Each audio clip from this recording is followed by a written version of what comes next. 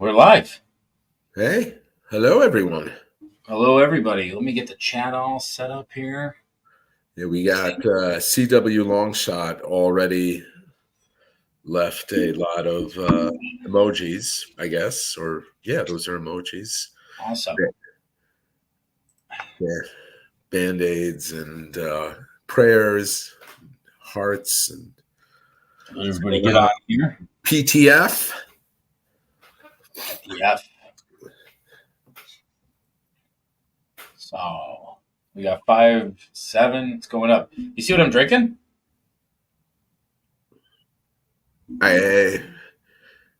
No, what does it say? Looks like So some kind of craft beer. so it's Narragansett, Oh, does that say clam? right? Look on the back of this thing. It's a very famous beer. You know where it's from. Well, it seems like it's from Rhode Island based on the name. Yeah, but do you know where this beer made a um, famous appearance? Is it an Adam Sandler movie? No. No, then I don't know. So one of my favorite movies, if not my favorite movie. Remember when Quint in Jaws was sitting there in the fighting chair, reeling in the shark, Right. and he had that can of beer and he crushed it. Yeah. Oh, is That's that beer? That's Narragansett. Wow. Yeah. We were talking about it on the trip today, on the party boat trip I was on today. Yeah. Yeah. By the way, you and I have not really caught up before this. And hello, everybody. Oh, Greg Ziss is on. Oh. And I see Sean is on too. Duffmeister. Dave is on. Dave's on. Yep. He says great cheap beer. It is a great cheap beer. It is cheap. And it's good. I figured, it kind of fit the fishing theme here. Yeah, I have no beer today. I have a glass of water here. That's Ah, all there I you have go. today. I got as you know, JT, I told you earlier, tomorrow starts for me the first of 19 days in a row that I'm booked. Now, naturally, what happens when you're chartering and you're not in a 90-foot party boat, some of those trips will get blown out. But I did have one stretch when I was doing it part-time where I had 9 in a row booked around a vacation. So I had 7 days off plus the 2. I had 5 days off plus the 2 weekends, the bookend weekends. And that time I got 8 out of 9 in. So that happened once. So I have 19 in a row. I'm curious to see how many of those actually happen. But tomorrow is day 1. Today, interestingly, JT, so I'm going to monopolize the chat like I want to do. First time ever, I went on a party boat out of Moriches Bay. I am not exactly sure which way it's pronounced. It's not that far from me, but I've never been there before. And it was ridiculously fun. 5 to 7 feet of water. The boat was called the Rosie. My members will have that video popping up in their drive now. My buddy Ernesto came with me, and we had 3.5-hour trip. It's literally 7:30 to 11, 3.5 hours, and it took about 25 minutes to get to the spot. Another 15 minutes, 20 minutes to get home, and then resetting. Yeah. The two of us caught 31, and he's telling me it's 32 because I shorted him his last short of the day. He had 4 keepers. I had 2 keepers using a 1/4 ounce jig head. Wow, no kidding. 5 to 7 feet of water. That's like Southern style. That's how they do it in Alabama. I'm telling you this, and all finesse fishing. My noodle rod that I love to talk about, my VRC Jigging Jerks noodle tog rod, which is super light. It was too heavy for this. I had a 1-ounce bucktail on, and Ernesto had brought 2 freshwater ultralight setups, and he lent me one. And once I switched after the second drift, I started hammering the fish. It's unbelievable. No kidding. That's pretty cool. I now want to do this every day. That's awesome. That's fun. I don't know. There's Charlie says hello.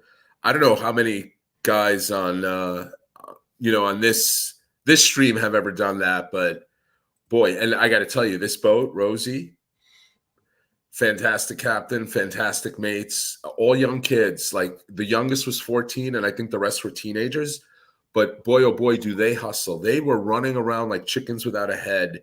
You couldn't, you had just set the hook on a fish and like, oh, you got scared because they popped up next to you with a net. They were amazing. No kidding. They were amazing. That's cool. Well, why don't you? Do you have the like any of the contact info or anything so people can? Yeah, they have a website. I think it's rosiefishingfleet.com. I have it in my video, but it's not public yet. It's just open to members. But anybody can Google. What's up, Richie? Anyone can Google. What's up, Richie? Rosie Morich's Inlet or Morich's, and it'll pop up. Got LA Fish Kings. I got a 12-pounder from shore and a half-ounce jig. Yeah, nice. I just can't believe that ultralight fishing. That even blows away the black fishing in terms of ultralight that we do. Well, we've talked about that in the past because I know a lot of the New Jersey guys are fishing in, 8 to 10 feet of water or 6 feet of water, and then the guys that are flounder fishing down south are fishing really shallow. So. Well, they do a lot of that gigging, they call it, right? Where they at night with the flashlight and the spears. Yeah, the fork. Yeah, the fork. Yeah. Thank you. Yeah. Yeah. I don't know how what I think of that in terms of sport fishing, but yeah, look, I don't know. Stepping to each his own. To each his own. We have a question already. Oh, Ryan Glover. Can you guys discuss how you store your bucktails and swing bucktails? Go ahead. I'll let you go first, John. Yeah, so I keep mine segregated in containers on my boat, airtight containers. It's like Tupperware, 2 ounce, 3 ounce, 4 ounce, 5 ounce, 6 ounce. I wash them with fresh water when I'm done using them. I store them in there. I try not to store them. I was very bad at this. I'm trying to get better at it. Try not to keep them on the rod if at all possible, especially with the ultralight graphite rods we use now. You keeping that bucktail on the rod, and if the boat's in heavy seas and you're running 20, 30 miles, or even just bouncing in your car, in your pickup truck, in the bed, that bucktail tapping on that rod blank over and over, JT, you and I discussed this not that long ago, can cause damage and result in premature failure of your rod. So I do like to take them off when we're done, not travel with them on the rods, or if we are traveling, keep them on the floor and not connected to the rod, and then wash them off with fresh water, let them dry for a minute, and then put them away. I don't know, Ryan, if that's what your question is, or if there's a more granular aspect to it. And Dave, yes, it's in Long Island, the boat I'm talking about. It's in Morich's Inlet. Yeah, I do the same thing. I keep a separate Tupperware container, and any of the bucktails that I use throughout the day, I put them back into there, and then I bring them home. I put a little bit of Dawn dish soap in there, some hot water, rinse them off, rinse it again, and then let them air dry. But you never want to put your wet used bucktails into your good ones, right? It'll ruin all of them. Yeah. You know what else? I think it was Doc years ago when I saw one of your videos. He had a hardware or a Harbor Freight box. Sweeney. It was Sweeney, the yellow and black one. Yeah, he still has them. Yeah. So I got one of those, and actually they're great. You don't want to bounce them around too much because they'll bust apart, but it's actually a nice way to keep everything organized. So, good question. Yeah, so New York Living said, "Hey John, it's G. When we going fishing with my twins?" I'm lost. See, if New York Living's a girl, then twins has a different connotation. But I'm hey, this is a family show. Twins here is referring to children. I wish I knew who that was. I'm sorry. I have fishing all day and then editing 2 videos brain. Well, we've got Gerard Rose. What's up, G? There we go. G, I'd love for you to come out here one of these days when I'm not working. We're not gonna have you charter me. Just take you guys out in the bay and let the kids drop a rod down. Nice. We've got 23 people and counting right now, which is great. We appreciate everybody coming on here. Make sure if you have a question, it doesn't matter what it is, as long as it's relatively family friendly and clean, we will answer it. And also, too, make sure you share this. Just click the share button and put it out there so we can get more participants. Yeah, otherwise, I know, JT, we've always talked about sharing, and this could be a nice segue into that, and then we can come back for questions, but just sharing, what our plans are for the next few days, fishing-wise, and yeah, let's talk about opening it up to the group, too, see what their plans are, because it looks like we have a really nice weekend coming up. I mean, it does. Saturday and Sunday look amazing right now. Yeah, flat water, no wind. Yeah. Why don't you tell everybody what your plans are? Yes, I have a whole bunch of Montauk or Block Island trips. We're getting really good reports from Block Island in the last few days. So I don't think I'm going to be able to run there tomorrow because of the wind. Tomorrow will likely be either a Gardner's Bay trip or a south side of Montauk trip. But it forecast right now is not great tomorrow. But Saturday and Sunday is great. Just to throw a big monkey wrench in it, I got a report today from a Rhode Island friend of mine who we were going to meet at Block Saturday morning, and his friend has fished Montauk the last 2 days and done really, really well. So, hey, it's hope, right? Because it's not been that great a season in the ocean. I know you and I have had some luck, but ironically, not in the ocean. Yeah. Yeah. I heard the same thing about Block. So tomorrow we're heading out. We've got a charter trip that we're going on. We're going to go probably to the gut. We're going to be striper fishing, bluefish, and then we might try for fluke in the Sound. We've got a little spot where there's been some decent fish. So we're going to head over there. And then Sunday, we're actually going to go tuna fishing over to the gully. And supposedly there's been some tuna over there. And I'm hoping that if we get our limit early of tuna, that we'll do some fluke fishing over at Block. Yeah, that'd be nice. Doc is going to be tuna fishing Sunday, I think, on the big Valhalla. So if you see a 55-footer out there, he likely won't be out on the deck. He'll likely be in the galley. Taking a nap. Yeah. Oh, that's cool. Yeah, it's going to be a nice weekend.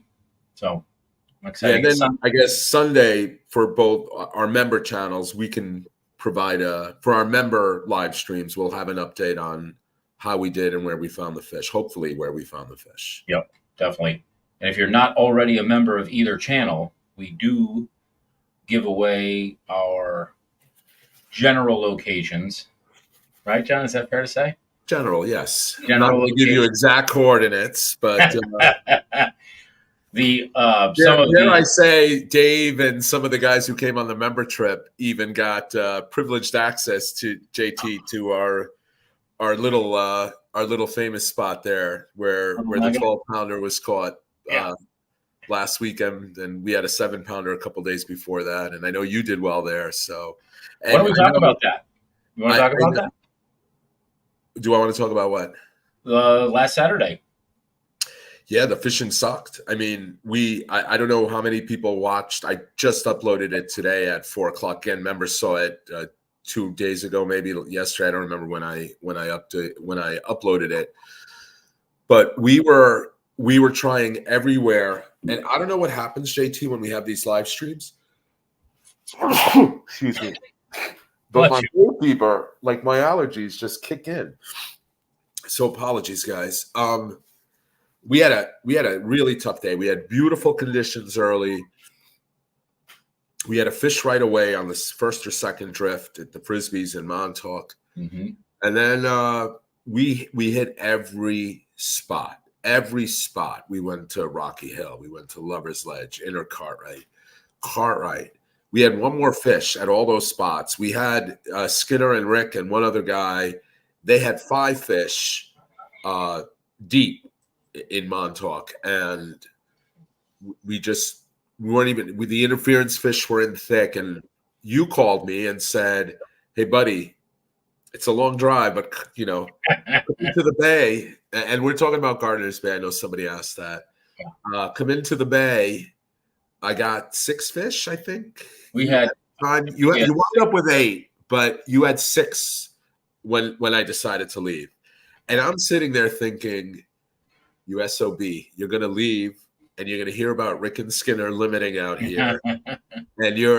But there, there's that old adage, you never chase fish to find, you never leave fish to find fish. But we weren't leaving anything. Right. And we got there. You picked up 2 keepers as soon as we got there. We saw you net a big fish. That was your 8th keeper. Yep. And you didn't catch another keeper from what I remember. And you didn't catch a keeper for 2-3 hours. And I'm like, what the? It was that moon tide, man. That moon tide on the outgoing. We didn't, so usually like when the tide just starts to change, you get that like little lull where it kind of like slowly builds.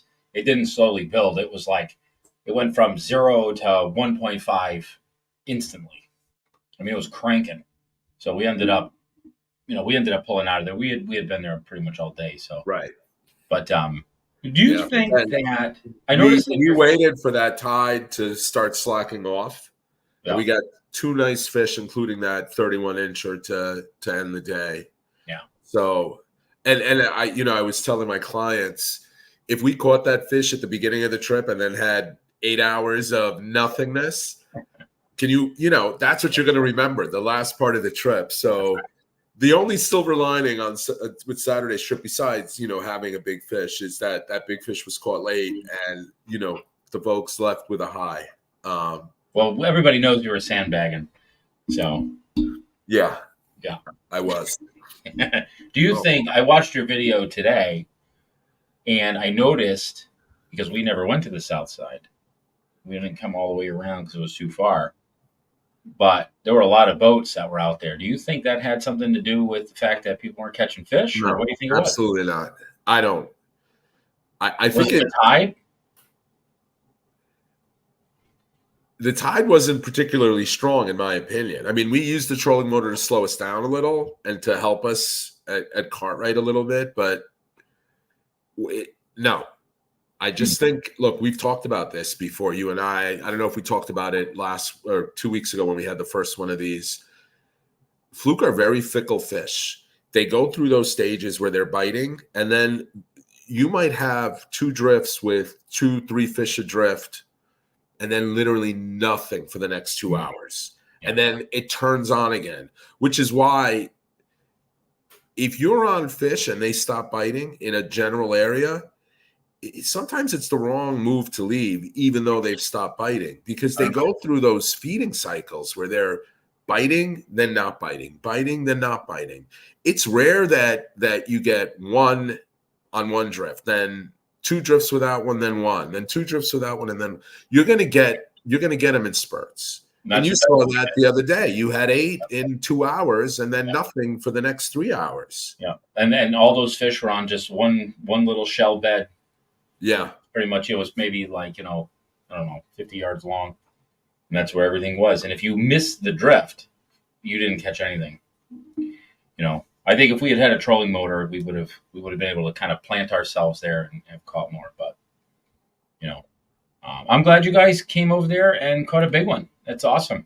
And the best part, Kirk, who caught it, who's, I don't know if he's on the chat. I stopped looking at the comments. Oh, there's G. I just looked at one.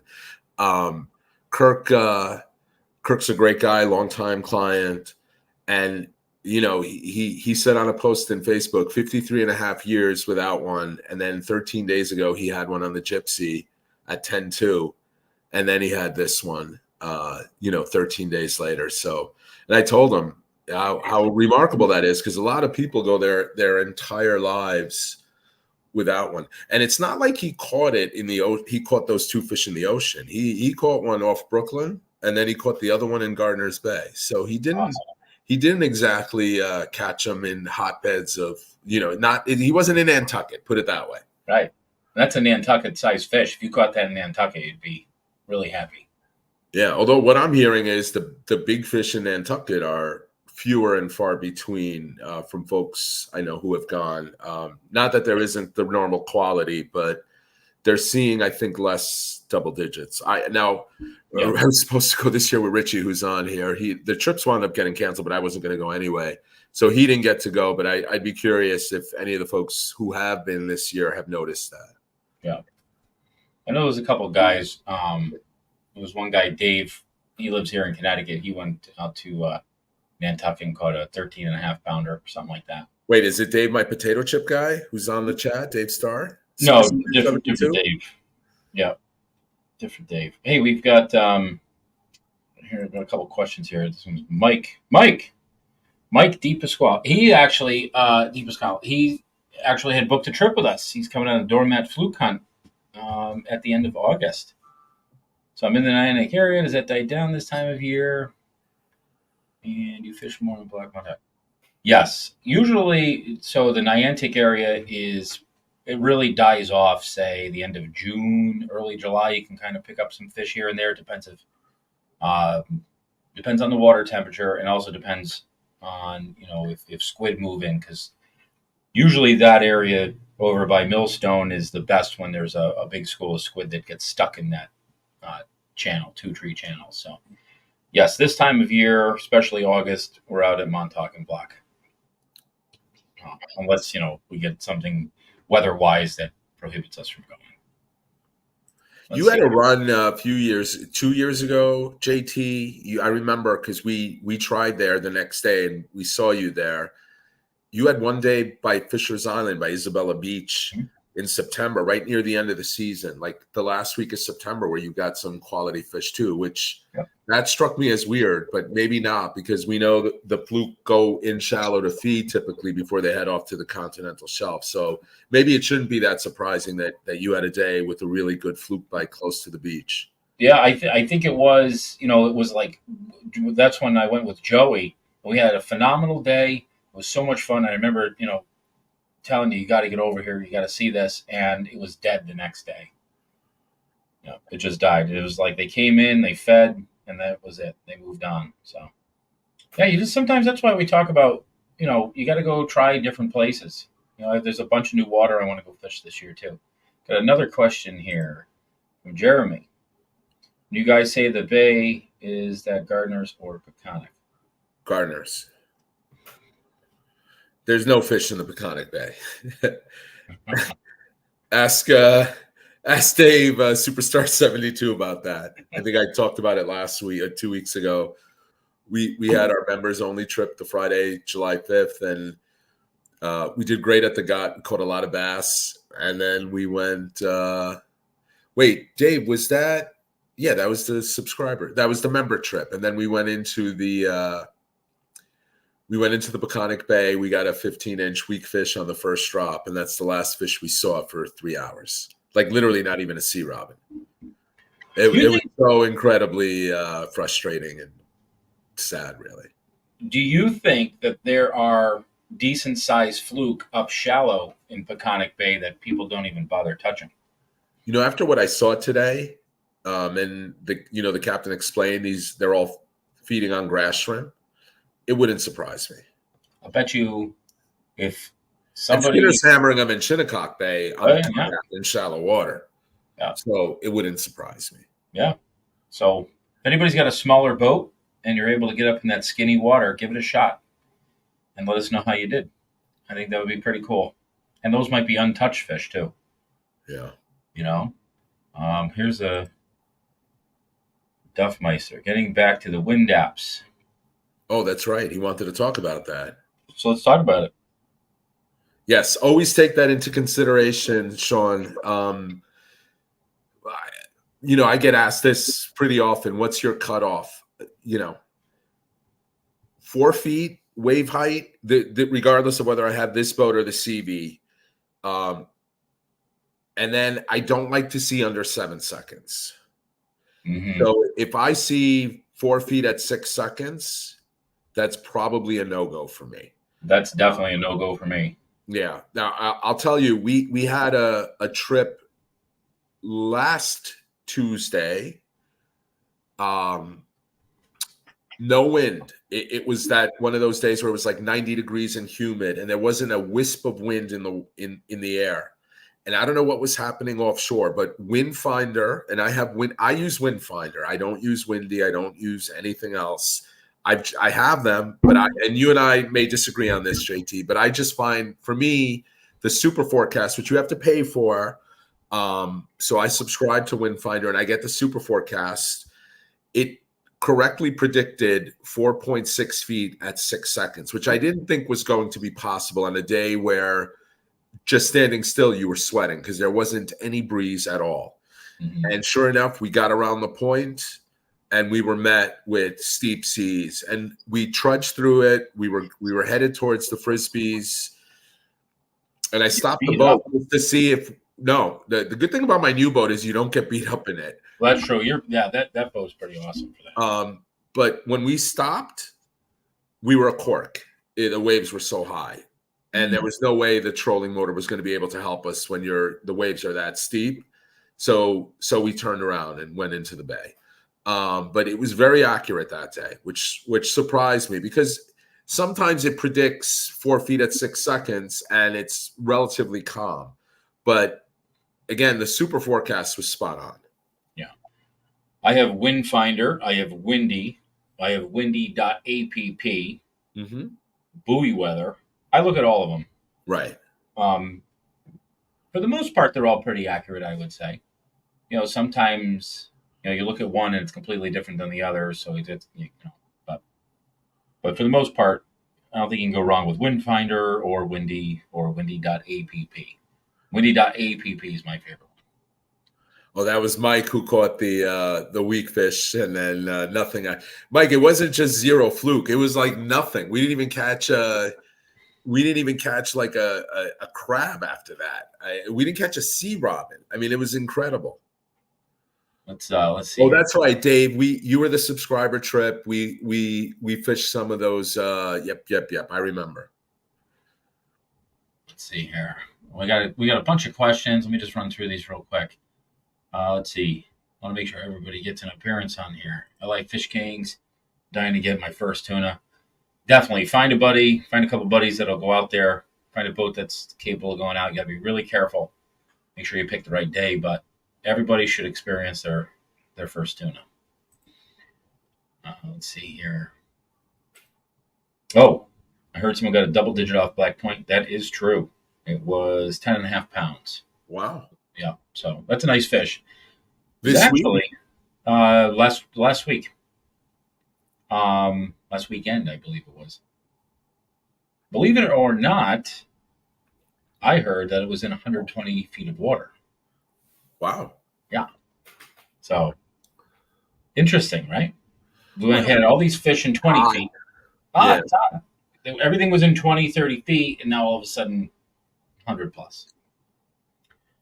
Let's see. David, way fewer boats in the gut than a couple weeks ago. I'm not sure what that means. Yeah, that means it's almost August, Dave. Yep. This is the dead time typically. July, at some point in July, that bite we experienced in May and June starts dying off, and it usually then becomes a really good bluefish bite with some smaller bass mixed in. Mm-hmm. Except this year, it seems the bluefish are not cooperating. And you can still get decent stripers, David. Some of my biggest stripers ever were caught at night in July and August in the gut and race. We used to do that all the time, my friends and I, all the time. It was a ritual, especially around full moons. But I haven't really tried that in a few years. The older you get, the bravery starts disappearing. Receding with your hairline, the bravery, starts going bye-bye. Yeah. We've got a question here that I like. Carmen, do you think the Charles Nappy record will be broken? I don't. I it's going to be. It's not going to be broken by anybody fishing the normal fluke fishing spots. That's my prediction. I think it's been so long, JT. And look, look at the blackfish. Look at Ken Westerfeld's blackfish world record. Tremendous fish, right? Every year there are fish that come close, 25, 26, 24. Not many, but Charlie's record is what, 22 something, I think? You know this better. You did a great video on it. 23. Yeah. Let's say 23. Almost 20. Let's say 23. Let's say 23. When's the last time you heard of a 20-pounder caught? When's the last time you heard of a 19-pounder caught? When's the last time you heard of an 18-pounder? Joey's.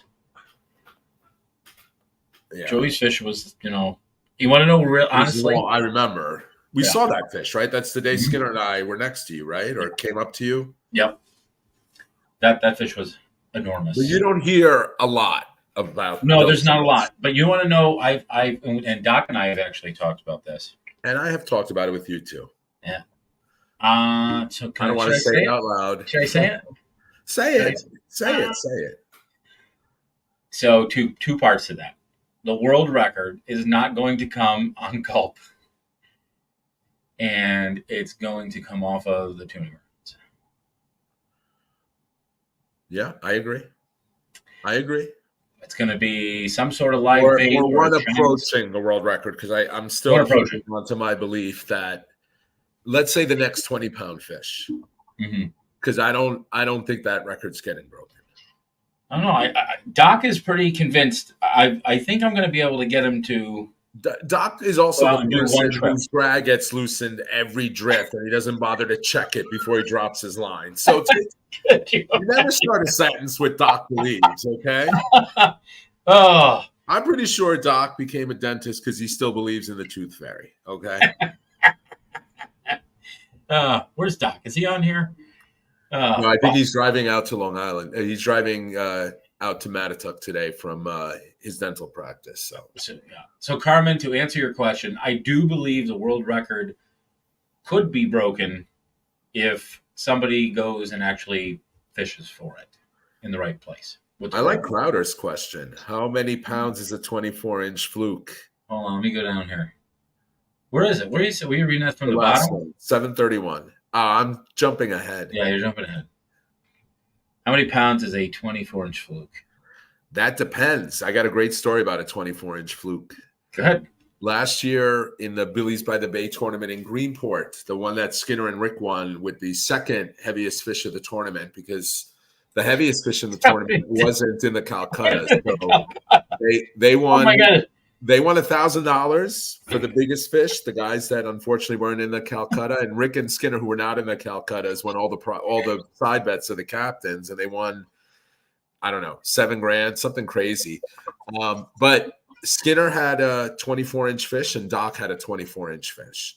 Skinner's literally same length, 24 on the nose. Skinner's fish was fat and loaded with bait. It had a baby porgy and a baby weak fish in it, and it came in at just over 6 pounds. Our fish came in at like 4.8 something pounds. Same length, a pound plus difference. But a fair guesstimate would be in that 5 pound range. Nice. And Justin, yes, I am. I'm jumping ahead again. You are. Halkias, are you still doing charters? Yes. Justin, call them up and book a trip. 19 in a row starting tomorrow. We should do a little. How about this? I'll make the. You said you weren't sure if you were going to be able to get all 19 trips. I'm not. It's impossible. Well, let's see. So why don't we do this? I will send somebody a small pack of S&S bucktails. Whoever puts a comment and actually hits the number of charters that you get out of the 19. Is that fair? How will you? What if 7 people say 14? Well, first person to guess correctly gets it. I think that'll be fun. Yeah. Let's go up. I want to make sure we get all these people's questions. Keep the questions coming. Yeah, how is Sweeney's new boat? Hold on, I got to go back up. All right, go back up because I'm just jumping around. Let's see. Do you think? All right, hold on. I forgot where we were. Keep going above Crowder. Let's see. 12-pound mission accomplished. Oh, here we go. All right, start from here. Now I'm caught up. All water fishing is a striper bite typically better earlier in the season. Always. Absolutely. That's what 100%. it's known for. Always. It's 25 years of fishing the gut. It's always been an early bite there. May. This year was April. This year, Skinner and I were getting them in late April. With the bucktails. Yeah. Other years, it starts mid-May, late May. It's typically good through June. And then it starts what we're seeing now. As the water gets warmer, as the temps get warmer, the bigger fish, I think they're still there, but because we catch them at night, but you don't get them in the daytime. No, it turns to a night bite. We were just talking about that last week, right? Mm-hmm. Yeah. And a lot of the big party boats, that's why they have nighttime bass trips. I feel like the spots are smaller this year than in the past. Do you really think I'm only going to get 5 trips in? Oh my Who wrote that? Good friend of mine, G Gong. I hope that's not the case for I everybody. hope so too. I'm That's 19 episodes of jigging jerks. Well, more importantly, I'm still $5,000 in the hole year to date, boat expenses versus income. So Yeah. I need that to turn around, because this is my sole income now, this and YouTube. So I need it to turn around. Yeah, we bet. Well, you know what we need? We need some super chats. You know, like where people click on the super chats. I need some super chats. No, I'm not gonna recommend that. Save your money, people. Do not. Yeah, save your money. We're only kidding. We are. Kidding. All right, hold on. Let's go here. Let's see. A lot of people I know saying they're getting a lot more keepers on fluke bellies. You know, I always feel like I'm wasting them when we cut them off. Right? I agree. I feel like wasting them. Look, JT, I'm a charter captain. I'm not going to have them on the boat unless they're the M&M ones, which are allowed to be sold. Yeah. The 100% true story. Me, Doc, and Sweeney back in 2016 or 17 were coming back from Montauk. We filleted a legal size fluke and used the bellies. I do believe they were, for the record. Yeah. And as we're coming around the point, we get pulled over by the DEC. They board the boat. They check everything. We tell them, hey, we filleted a fluke. It's legal. It was whatever inches. They pulled we had the carcass saved. They measured it. Yep, you're right, guys. It's legal, but you filleted the dark side too. You are only allowed to fillet the white side. Don't ask me why. That rule. I don't understand, but this is literally firsthand experience. And if you use fluke bellies and you get law enforcement who wants to be anal about it, you need to have those carcasses on the boat to justify using. I'm not saying anyone's ever going to get a ticket. I'm just telling you, as a charter captain, I am not taking any chances and getting any type of fines for something stupid like pooping the bellies off the carcasses of fillets I've filleted up. Yeah. Now I know M&M fluke bellies. I saw that firsthand last year on my boat.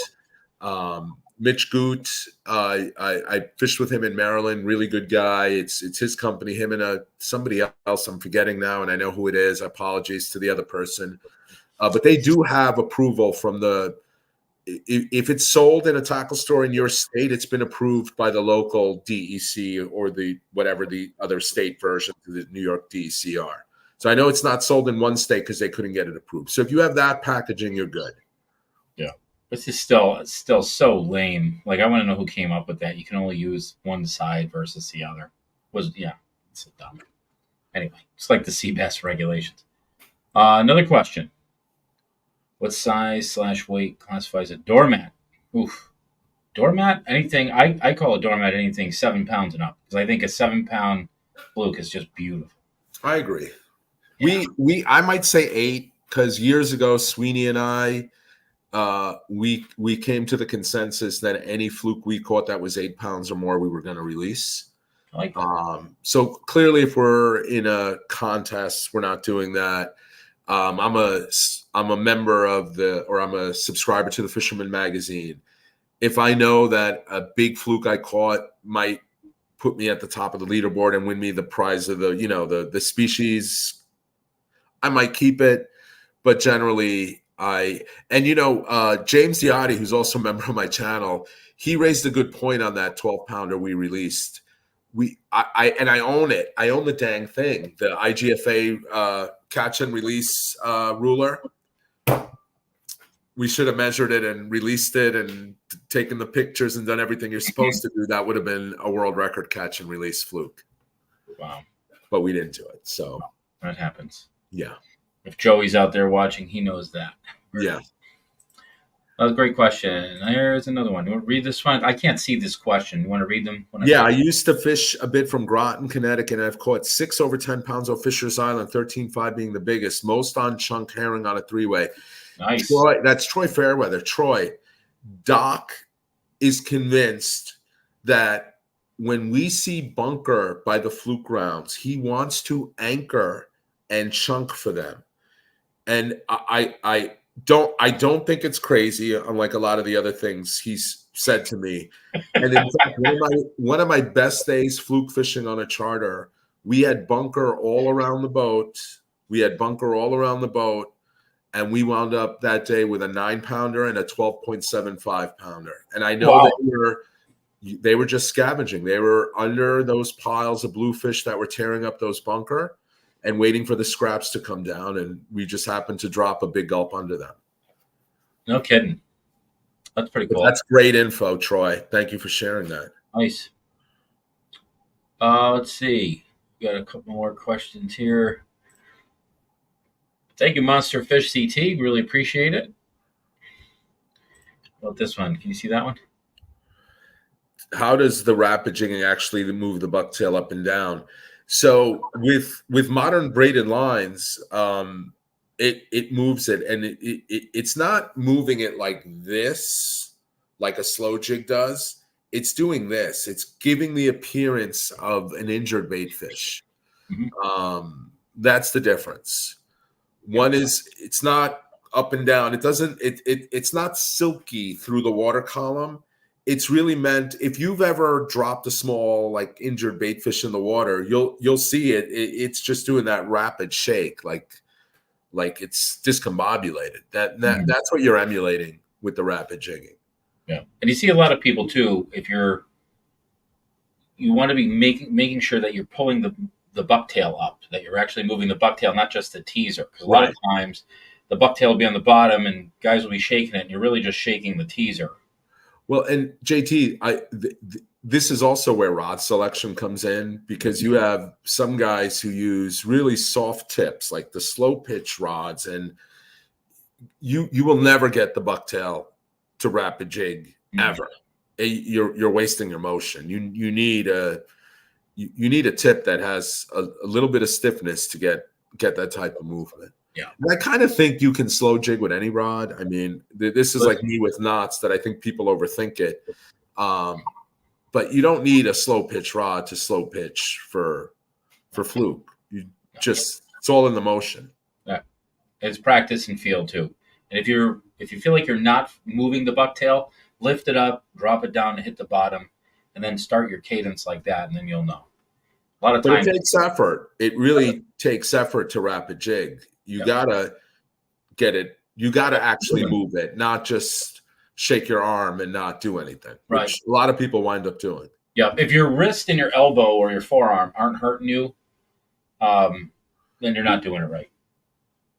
So that's a great question. Excellent question. How about this one? Oh, want to read that one out loud? Yeah. I can't see the end of it.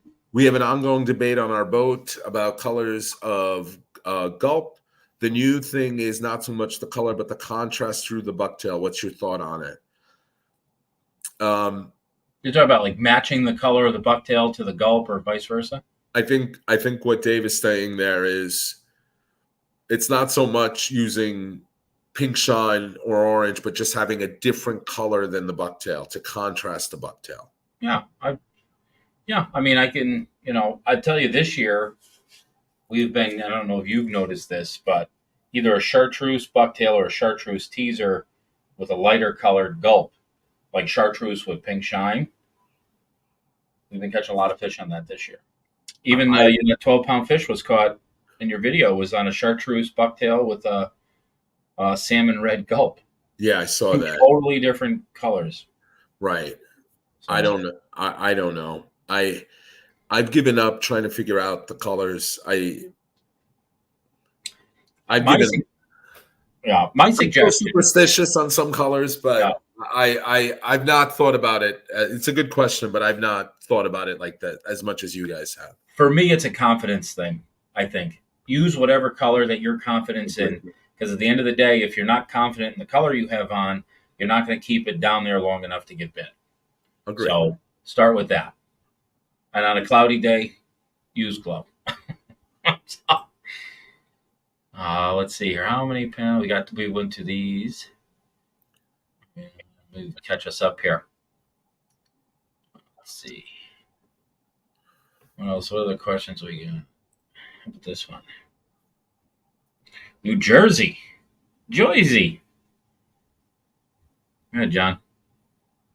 Yeah, I'll go back to the theory about the south winds, and I don't know how south winds equates into colder water. Maybe somebody smarter than me can explain that. But the water at the bottom does seem to be a lot colder this year than other years. Mhm. I think that's improving now. But I mentioned this the last time we spoke, JT, that Bob Stavola had a diver friend who's South Jersey guy, and he went down to one of the spots where he normally spearfishes for fluke. It's he dives down pretty deep, and the water was freezing, and there wasn't a fluke to be found. And typically that area is loaded with fluke. And that might explain why Long Island Sound, the bays like Moriches, have been really good all year, Shinnecock, yeah. But the ocean hasn't, because that's the colder water. I don't know the correlation with the south wind. I know people have been talking about that. Again, just in my pea-sized brain would think more south wind would equal warmer temps, but I don't know. Yeah, you would think. How long ago did Skinner catch all those fish out of the kayak? Was that recently? Last week. Oh, so he posted it pretty quick. He posted it quick, yeah. Still a lot of fish shallow then. And today, I mean, Ernie and I had 32 fluke, and actual fishing time maybe 2.5 hours. Crowder wants to know when your last time you went out for tuna. 20 years. I'm not a tuna guy. Not your thing. I'm eating it. I had some last week, but that's the one fish I'll eat anytime it's given to me. Alan is fishing with me on Monday. Who do I have on Monday? Let's see.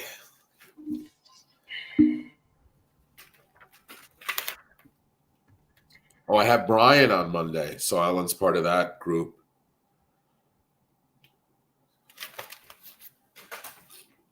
How do people get in touch with you to book a trip? They can email me, jiggingjerks@gmail.com, or visit justfishinglongisland.com.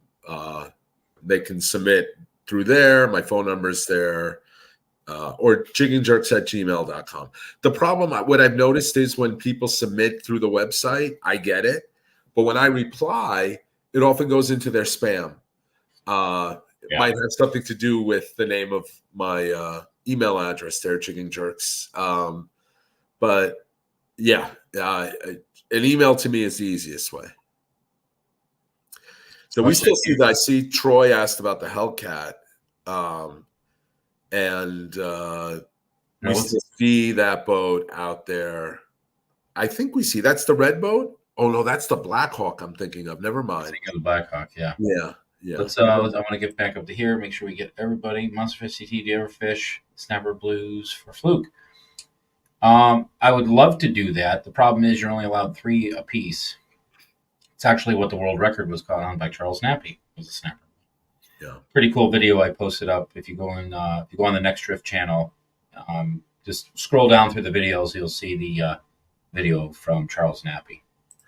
And Charlie Labar said it's called upwelling. It blows the top water off and keeps bringing in cold water at the bottom. Thank you for explaining that, Charlie. Like I said, upwelling. Look at that. See, we learned something tonight.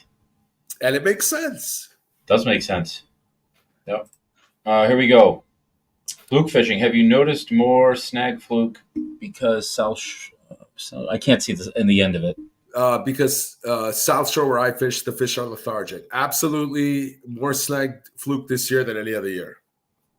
I agree with that. I had one in the last video we did. I thought it was a monster. I hooked it. It didn't move. I thought it was a double digit, and it was hooked under the chin. I think we had like 5 or 6 last weekend. I'm gonna read this one out loud. I often freeze my fluke bellies if I have extra. Should I be freezing the carcass and dragging that with me too? Like I said, Jeremy, I don't think you're going to get a ticket for that, but just know that technically you're in violation, and I just don't need that headache. Especially we have some very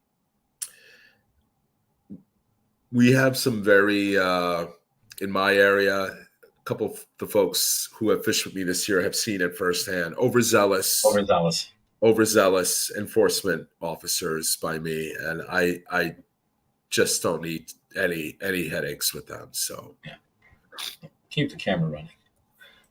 There's another question here. I've caught them on bunker from shore. I usually get the big fluke when on stripper trips. I'm presuming that's striper trips. The main boat I used to go on was the Halkias 2. They used to use DRA. What is Not DRA? sure what that is. All right. Let's see. The frequency created agitates the fishes. Lateral line, that's a good jigging. Yep. You're jigging. Yep. Yeah, the rapid blue jigging. With salmon. I got to tell you something. You know, the blue thing, that color electric blue. Glad Halks has sounded Mike for the blowing of the. I'm going to be right back, JT. I got to get another tissue here. The blue has been something that I've noticed. It's like an electric blue color. If you type it in on Google, type in like electric blue jig or electric blue skirt color, and you'll actually see the color we're talking about. But there's something to that color I've noticed that really attracts fluke. It's that really bright blue. And obviously salmon, I love salmon. Salmon red. So, can you read that one, John? Yeah, the boat I used to. You saw that one already. I'm sorry. Tyler Klim, what condition weather-wise do you not go out? I mean, I prefer not to go out if there's thunderstorms in the forecast, like bad thunderstorms, and obviously really heavy winds. Even if you can find shelter, tough part for us, JT, is as the season progresses. If this was May and we're fluke fishing in Peconic Bay, short of like 40 to 50 mile an hour winds, you can usually get out. You can hide. But, it's not going to be comfortable. It'll still get choppy. It'll be tough to drift. The trolling motor may not be able to help you. Ocean-wise, I think the magic number for me is 20 miles an hour. That pretty much stops a trip for me. Yeah. Tyler Klim, I'm in New Jersey. What weather condition, weather-wise, is best you think to go out in for fluke? Tyler, I don't know Jersey fluke at all. If I've ever done fluke fishing in Jersey, and I don't think I have. I'm trying to think. Have I ever been to Jersey? I've been to Jersey a few times for blackfish, but I don't think for fluke. I don't want to speak for JT, but I can offer an opinion. I personally do not like winds from the east, and I kind of like a north wind because that typically bodes well, even if we're running to block or Montauk, and a light wind, and try to stay off like those really dead moon patterns where there's no current. Not that I want a full moon and all that current, but something just off a new moon or off a full moon where there's plenty of movement, but it's not crazy. Wind from the east, fish bite the least. Wind from the west, fish bite the best. standard rule of thumb. And honestly, I think for the most part, there's obviously variations in each region or location, but a fluke is a fluke is a fluke. They're all going to relate to structure. They're going to relate to bait.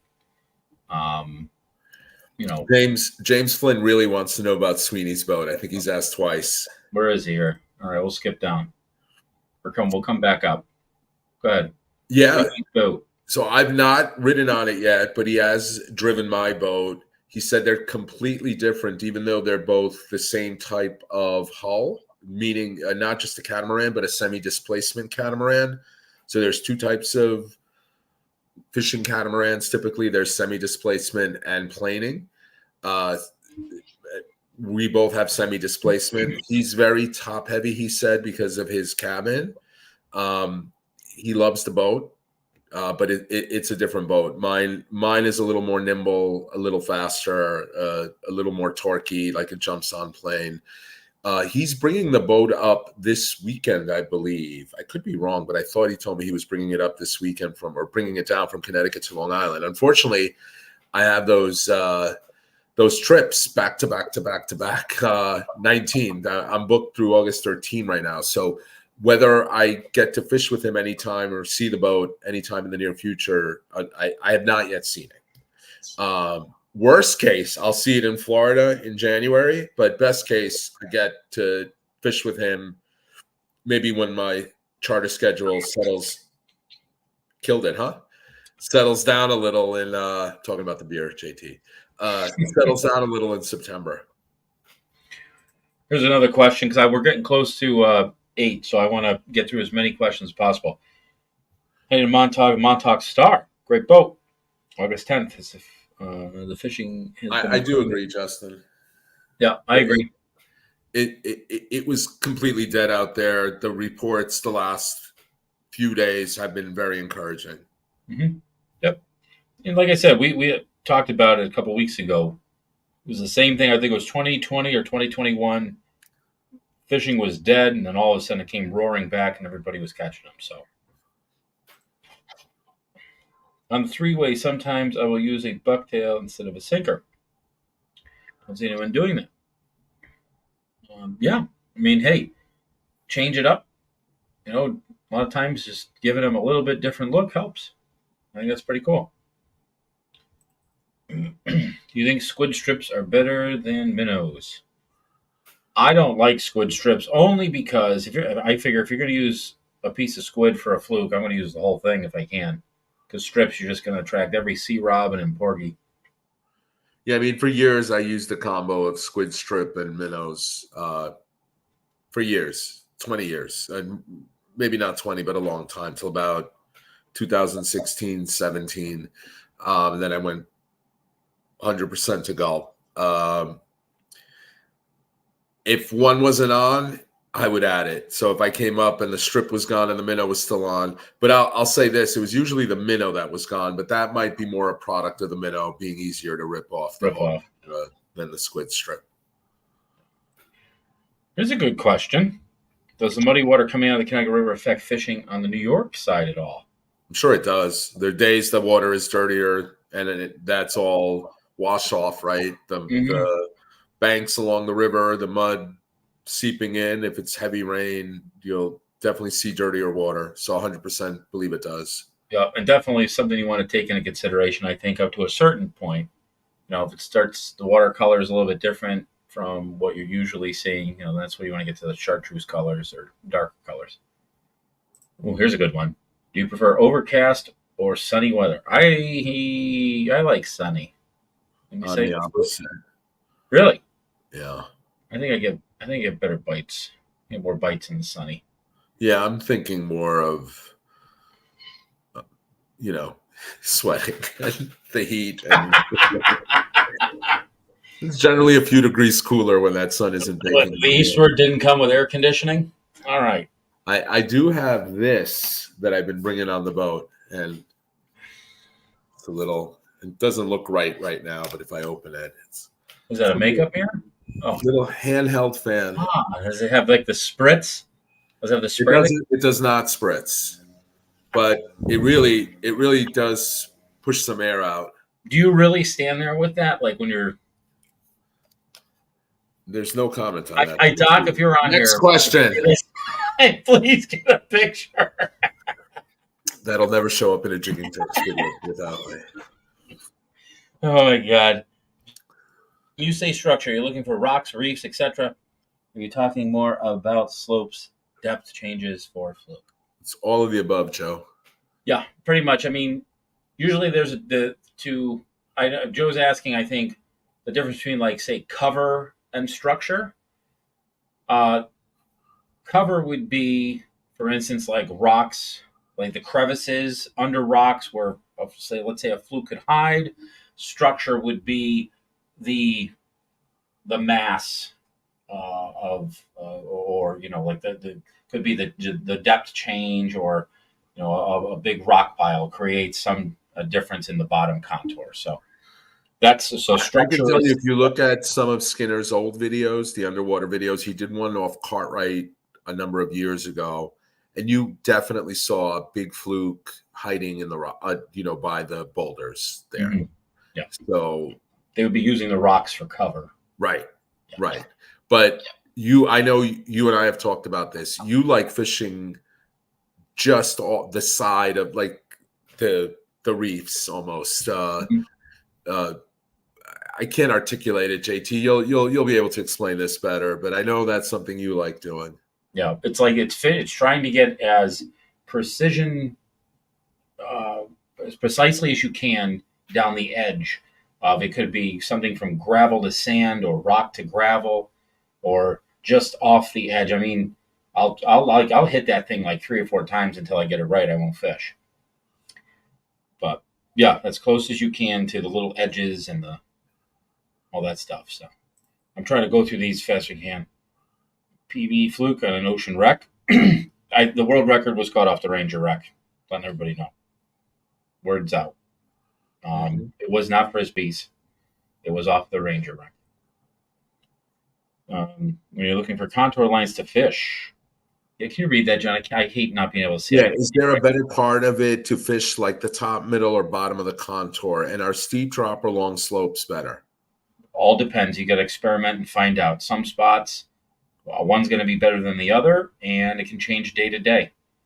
When I get to, I'll kind of do like I'll experiment, do a couple drifts off certain things, and try to kind of see where you get bit the most, and then really start to dissect it. I will say that my only double digit was caught in Peconic Bay on a very sharp slope. I started at 65 feet. I hooked that fish in maybe the low 40s. And when I looked at my depth finder after I netted it, I was at, I forget if it's 21 or 28 feet, but it was radically shallower. Yeah. Some of my best spots, John, we talked about it earlier in the year to one of the spots you went where we talked about the parking lot, where it's just like as flat as could be, but it was surrounded by something. And then there's other times where, they want to be as close to that really, really defined edge as possible. It could just be a depth change of 2 feet. That 12-pounder, there was a 10-foot depth change within 30 yards. I don't know. It was rapid. It was rapid. It went from, X feet to 10 feet deeper really quick.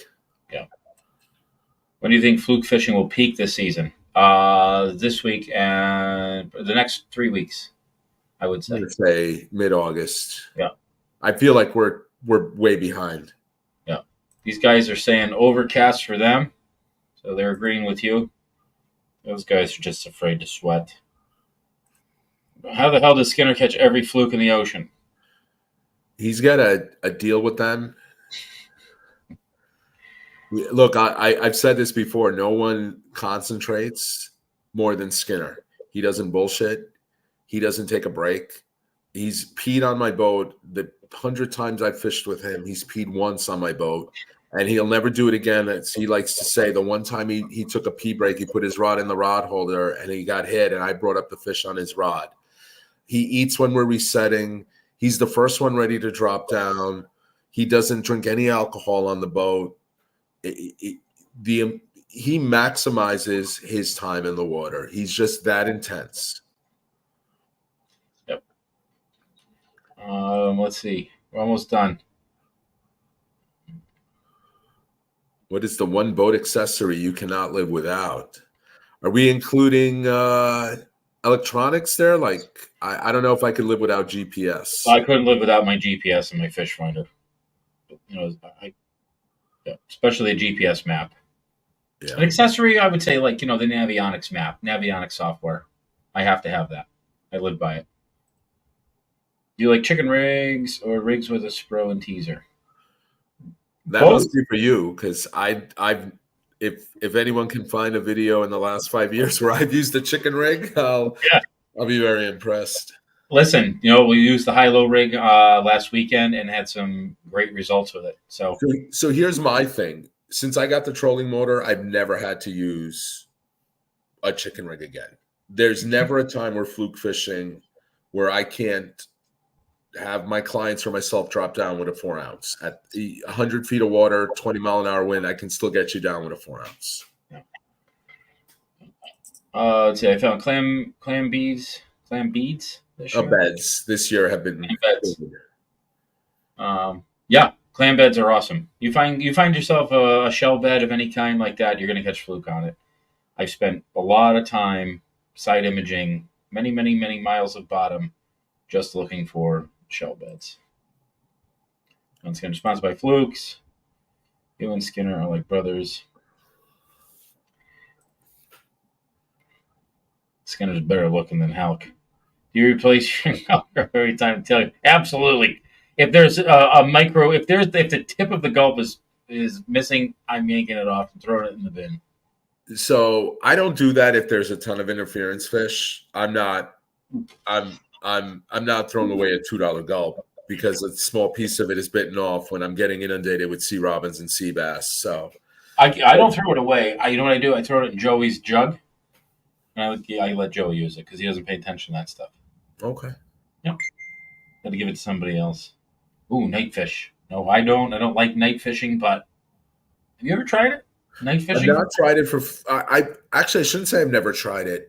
I went out with Nino once where we left Montauk. He trailered his boat. For those of you that don't know, Nino is Nino Averso of the El Nino team. He trailered his boat down.